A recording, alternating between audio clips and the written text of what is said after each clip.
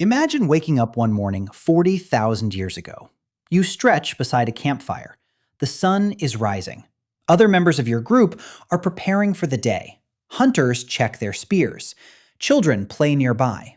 Someone is preparing food. Everything seems familiar. Then a strange question appears. How old are you? Not how old you look, not whether you're young or old, but your exact age. Could you answer it? Today, most people can. You probably know your age immediately.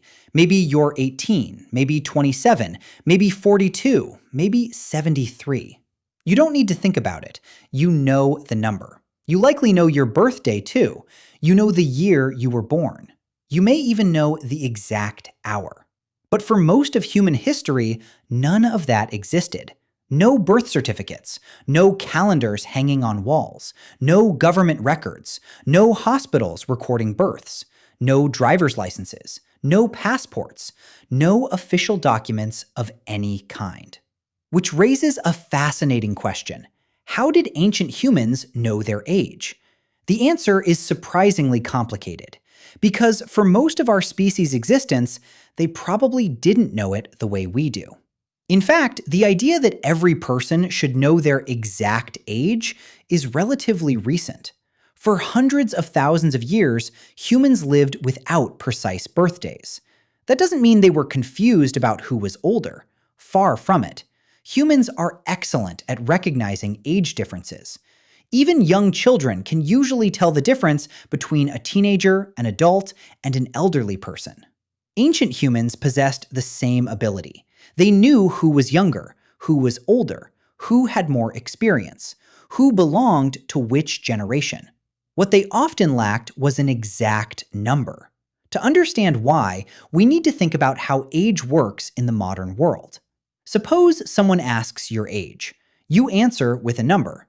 That number depends on a calendar. The calendar depends on a system of counting years. The system depends on keeping records, and keeping records depends on writing. Remove those things and the situation changes dramatically. Most prehistoric humans lived in small hunter-gatherer groups. These groups often contained only a few dozen individuals. Everyone knew everyone. People watched children grow up. They remembered births. They remembered deaths. They remembered major life events. Precise numbers were often unnecessary. Imagine a child being born during a particularly harsh winter. Years later, people might remember, he was born during the winter when the river froze, or she was born shortly after the Great Hunt, or he arrived when the big storm destroyed the camp. The event becomes the reference point, not a numbered date. This method may sound imprecise, but it actually works surprisingly well in small communities. Many traditional societies have used similar systems. Instead of saying, I am 37 years old, someone might say, I was born 3 rainy seasons before the Great Drought. Or, I was born when the chief's daughter got married. Or, I was born during the year of the giant flood. The memory matters more than the number. After all, numbers only become useful when you need precision. And most prehistoric people rarely did. Consider daily life. Would hunting become easier because you know you're exactly 28? Would gathering food improve because you know you're 31 years and 4 months old? Probably not. What matters is capability. Can you hunt? Can you gather? Can you contribute to the group? Can you care for children? These questions are practical. Exact ages are not. This helps explain something important. Ancient humans almost certainly understood stages of life better than exact ages. Childhood, adolescence, adulthood, old age. These categories are visible. Everyone can recognize them. And they matter socially. A child is treated differently than an adult. An experienced elder receives different responsibilities than a young hunter. The boundaries may not be exact, but they are meaningful.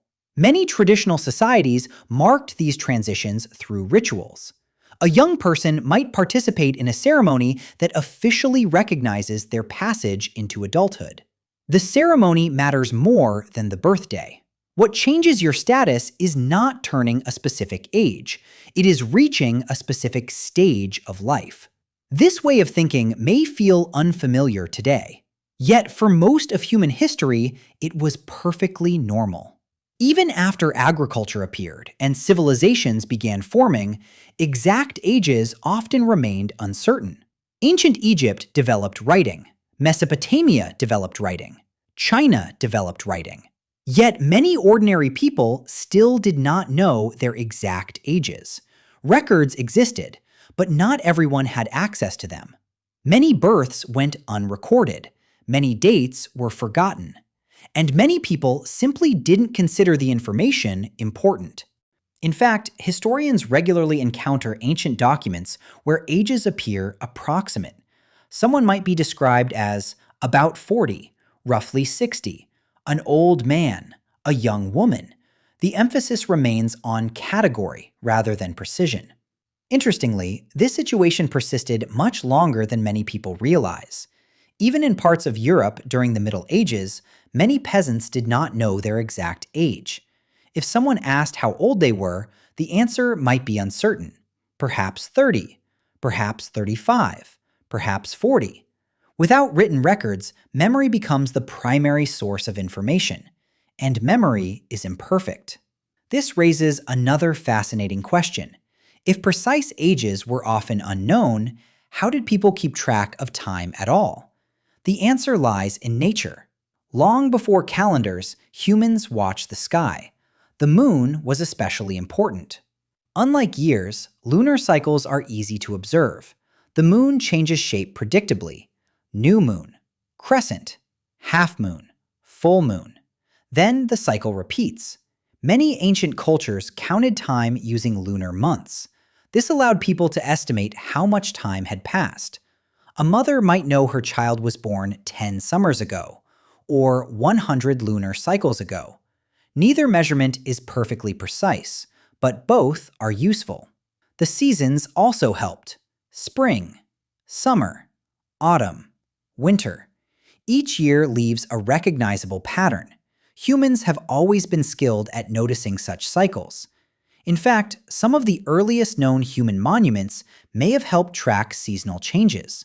Long before modern calendars existed, people were already paying close attention to the passage of time, because survival depended on it.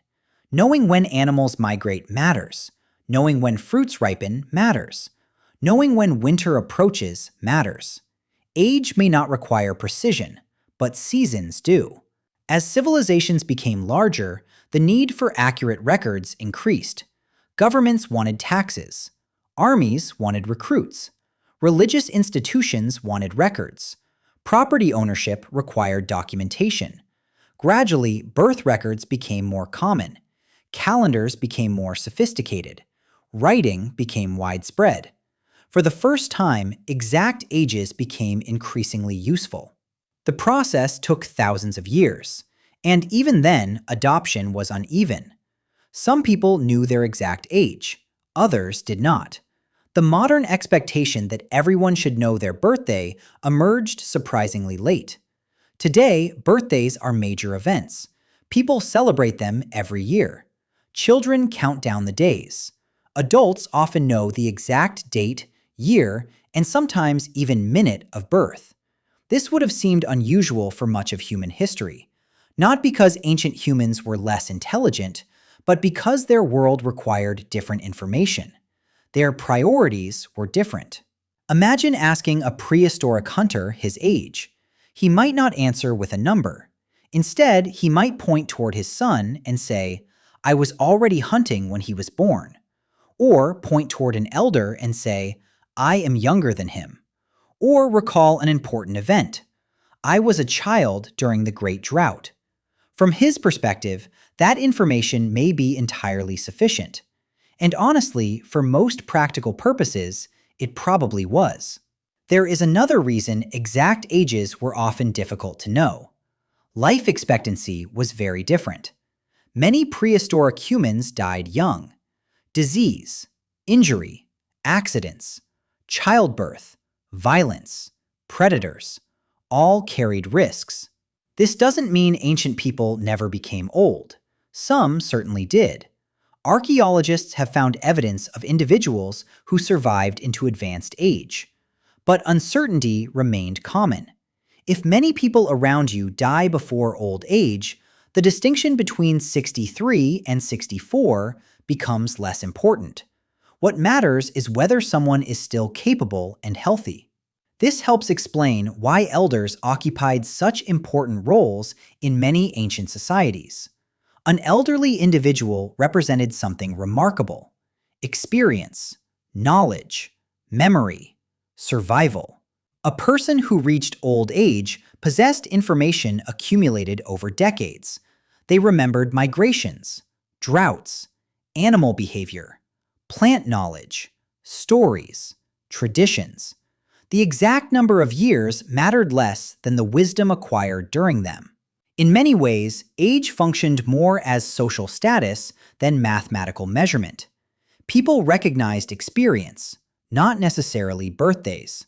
Perhaps the most surprising part of this story is that our modern obsession with exact ages is unusual. Think about how often age appears in modern life. School enrollment, employment, retirement, driving licenses, legal responsibility, voting, insurance, medical records. Age influences countless systems. Ancient humans lived without most of these institutions. As a result, exact ages were often unnecessary. The information simply wasn't needed. This doesn't mean prehistoric people had no concept of time. Quite the opposite. They understood time extremely well. They tracked seasons, animal migrations, weather patterns, moon cycles, plant growth. What they often lacked was a reason to convert those observations into precise birthdays. The distinction is important. They understood time, they just measured it differently. And perhaps that's the best answer to our question: how did ancient humans know their age? Usually, they didn't know it as a precise number. Instead, they understood their place within the flow of life. They knew who was older, who was younger, who belonged to their generation, who remembered certain events, who had reached adulthood, who had become an elder. Their understanding was social rather than mathematical, experiential rather than numerical. And for the world they inhabited, that understanding was often enough. The next time someone asks your age, consider how extraordinary your answer really is. A simple number, instantly available, accurately recorded, supported by calendars, documents, and centuries of accumulated systems. For most of human history, people could not have answered in the same way. Not because they were less intelligent, not because they cared less about time, but because they lived in a world where birthdays mattered far less than survival. A world where age was measured not by numbers on a calendar, but by seasons survived, children raised, hunts completed, stories remembered, and years experienced. Long before birth certificates, long before government records, long before calendars on kitchen walls, humans still grew older. They simply understood aging differently, and in many ways, that perspective may have been closer to what age actually is. Not a number, but a story.